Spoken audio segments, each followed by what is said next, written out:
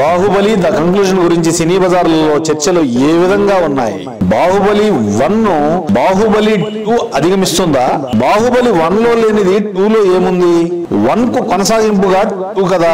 అలాంటప్పుడు ద్వితీయ భాగంలో కథ మాత్రమే నడుస్తుంది కదా. పూర్తి స్థాయి ఎమోషన్ సీన్స్ చూస్తూ ప్రేక్షకులు మంత్రముగ్ధులవుతారా? అసలు ఇంతకీ బాహుబలి 2 నిడివి 2 గంటలేనా?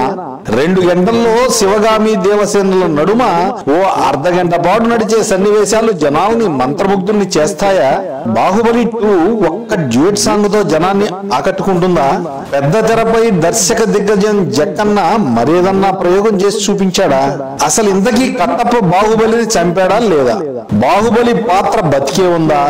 ఉంటే ద్వితీయ భాగంలో సగం నుంచి ఆ పాత్ర వస్తుందా? బాహుబలిని కట్టప్ప చంపకపోతే సినిమాను ప్రేక్షకులు ఏ విధంగా రిసీవ్ చేసుకుంటారు? ఒకవేళ ప్రేక్షకుడు బాగుందని చెప్పినా బాహుబలిని మించిన రికార్డులు బాహుబలి 2కు వస్తాయా? ఇలాంటి 1,00,000 ప్రశ్నలను కృష్ణానగర్ లోని సినీ వర్గాల వారు వారిలో వారే సంధించుకుంటున్నారు. మనం మాత్రం 28వ తేదీ బెనిఫిట్ షోకి వెళ్లి మొదటి ఆట చూసి వచ్చే ప్రేక్షకుడి టాక్ కోసం ఎదురు చూద్దాం.